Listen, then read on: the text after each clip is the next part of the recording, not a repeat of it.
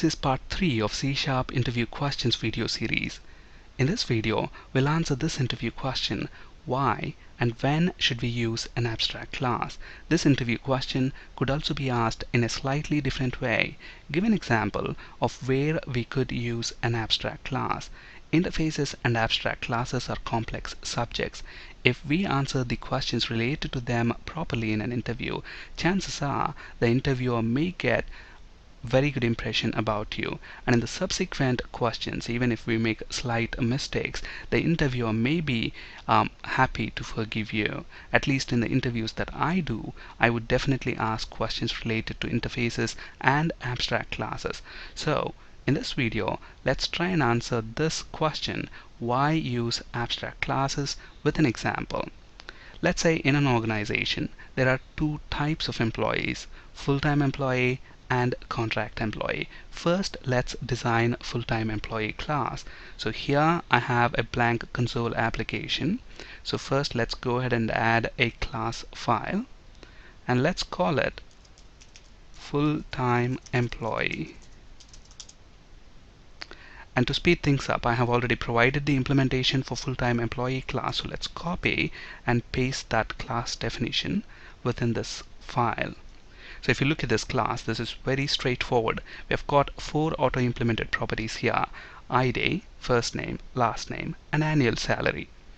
And we have got 2 methods: get full name, which is going to return the full name of the employee by concatenating the first name and last name with a space in between them.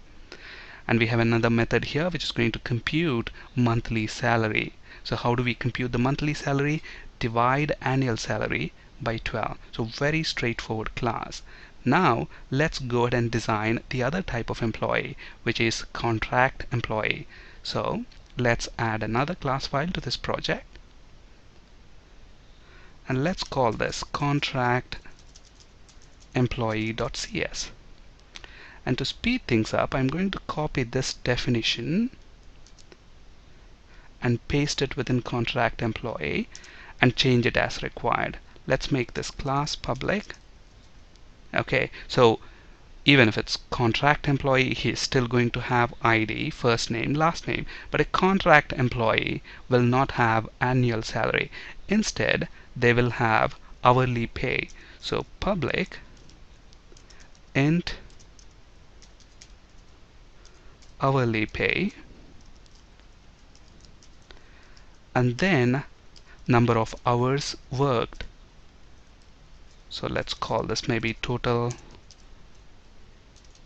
hours.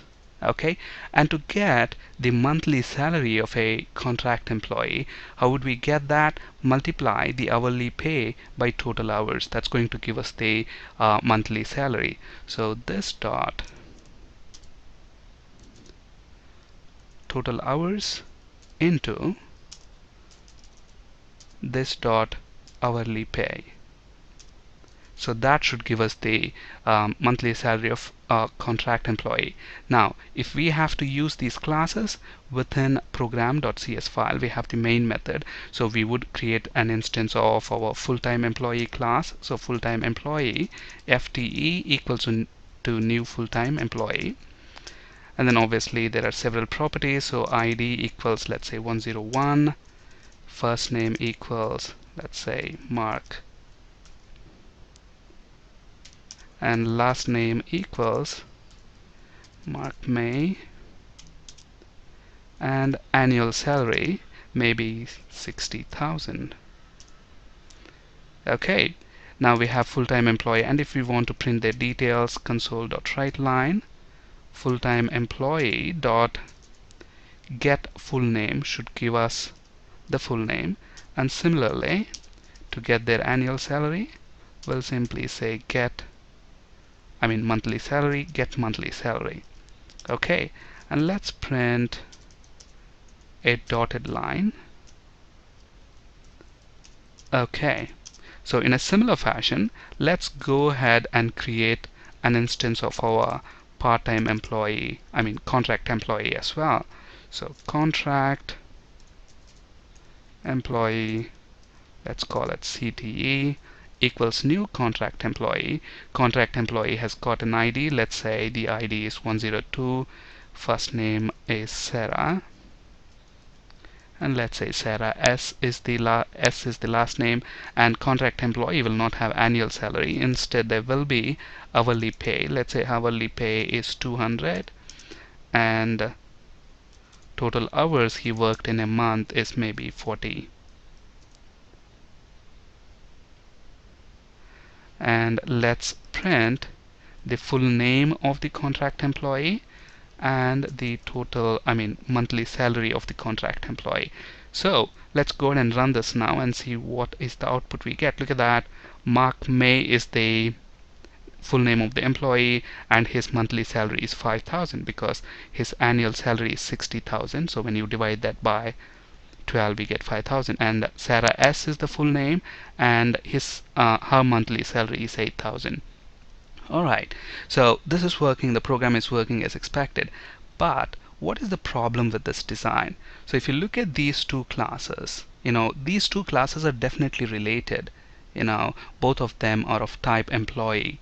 And if you look at these two classes, there's a lot of common code between them. For example, ID, first name, last name properties are same in both the classes. And similarly, get full name, whether the employee is a full-time employee or a contract employee, you would compute their full name in the same way by concatenating their first name and last name. Look at that, the implementation is exactly the same. The only thing that's different between these two classes is full-time employee has got annual salary property, contract employee has got these two properties in addition, hourly pay and total hours worked. And then the implementation of get monthly salary is slightly different between these two classes. Otherwise, they're almost identical. Okay, so since we have a lot of duplicated code here, the code maintainability will be a problem, because tomorrow if we want to introduce a middle name property, we have to do it for both the classes, because irrespective of whether you are a full-time employee or a contract employee, you may have a middle name. And in order to compute the full name, we may have to again introduce that middle name within the get full name method of both the classes. Now here we only have two related classes, but in reality, depending on the types of objects that you are creating, you may have several different related classes. Maybe with this example, we may have something called part-time employee or director employee, things like that. So if we have more related classes, then the number of places that we have to make changes is going to grow as well, and that is error prone, and number two, time consuming. So code maintainability is going to be a big issue if we duplicate code like this. So how are we going to solve this problem? So here these two classes are related, there's common functionality between them, and that common functionality is duplicated between them. Okay, so how are we going to get rid of that duplicated problem? Okay, to avoid these issues, this duplicated code issue, what we can do is we can move that common functionality into a base class. Okay, and then we can make these two classes inherit from that base class. But if we have to design a base class for these two classes, then the obvious next question is going to be, should we design that base class as an abstract class or as a concrete class, that is a non-abstract class? First, let's design it as a concrete class and see what are the problems that we are going to face, and then we'll try and use an abstract class. Okay, so what I'm going to do now is add another class file and call this maybe base employee.cs. And let's first make this class public, and we are going to move the common code. That is, look at this. If you look at full-time employee, we've got ID, first name, last name. That's the common piece of code. So I'm going to take those three properties and move them into base employee class.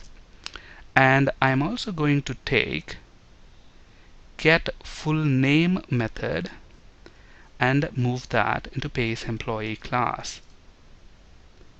Okay, so now if you look at this full-time employee class, it's very simple. it only has the code that is relevant to full-time employee, or that is specific to full-time employee.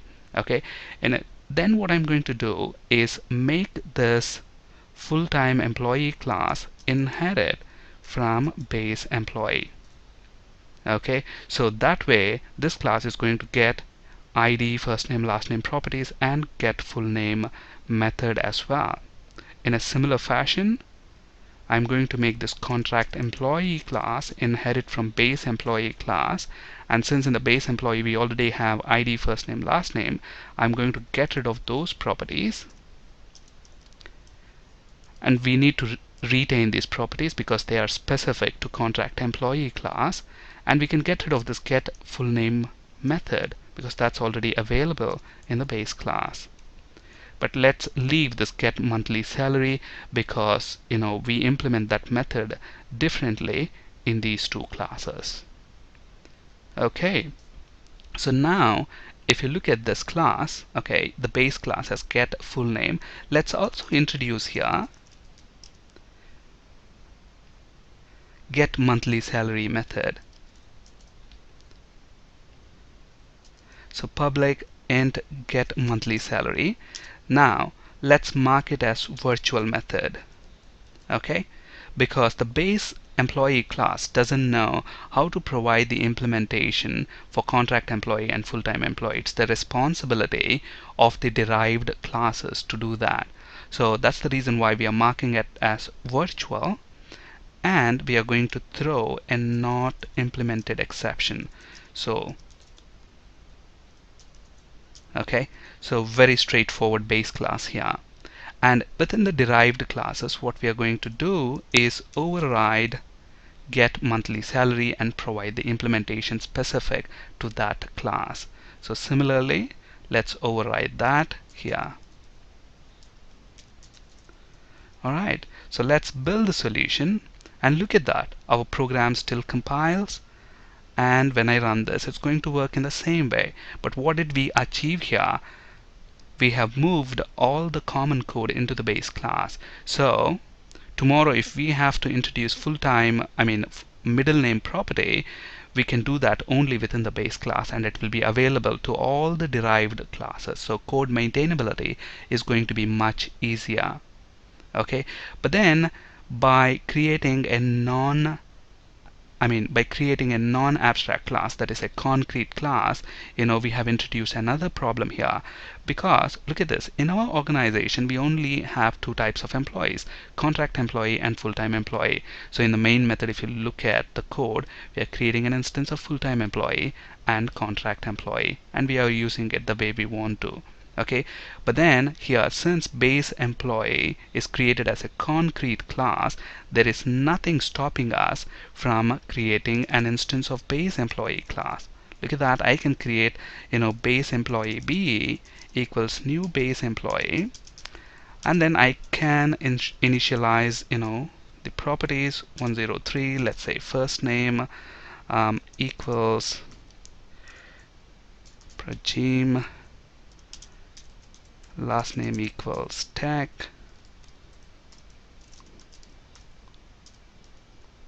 Okay, so here basically we have created an instance of base employee class, and then we can still use console.writeLine base employee dot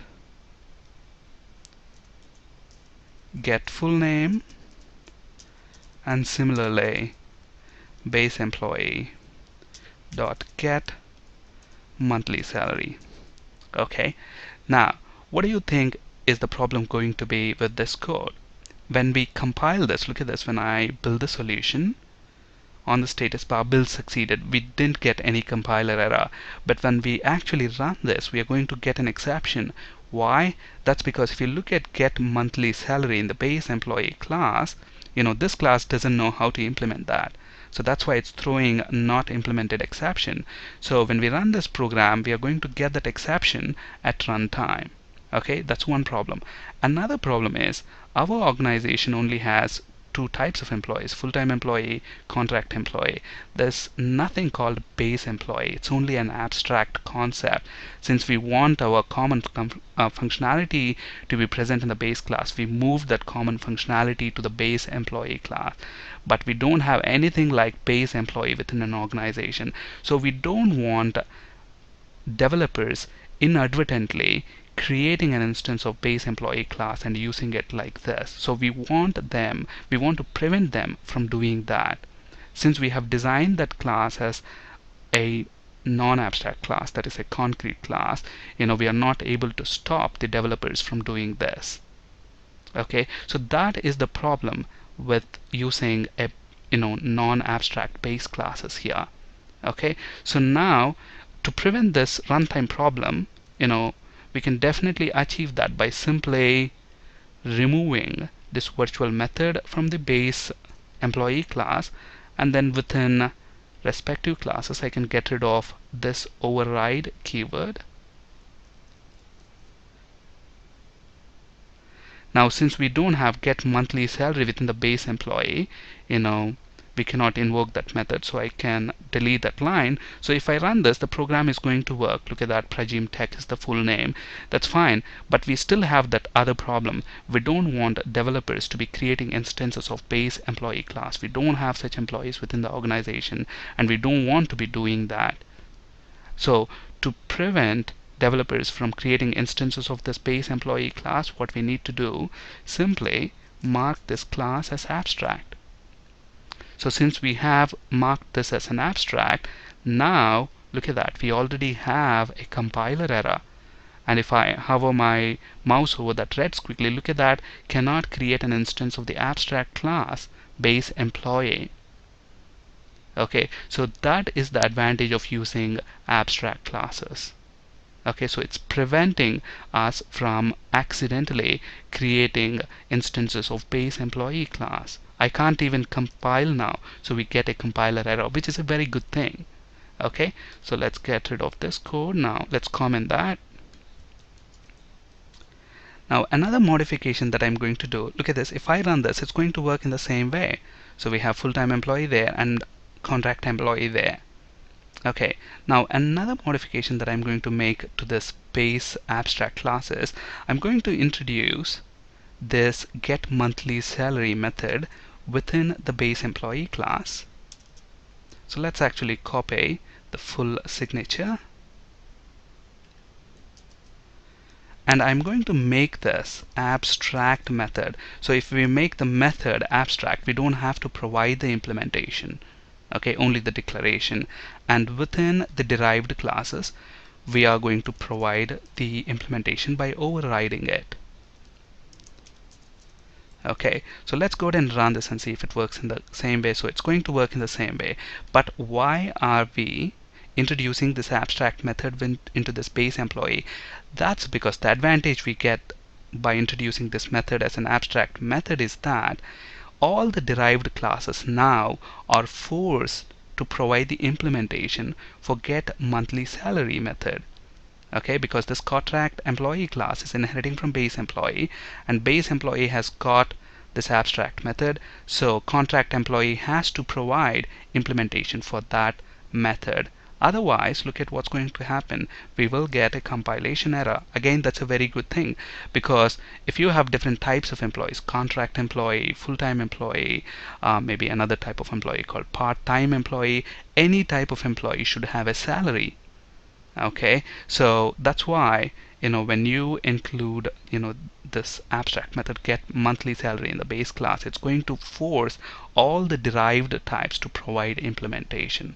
That way we are not going to provide some functionality to employee related classes.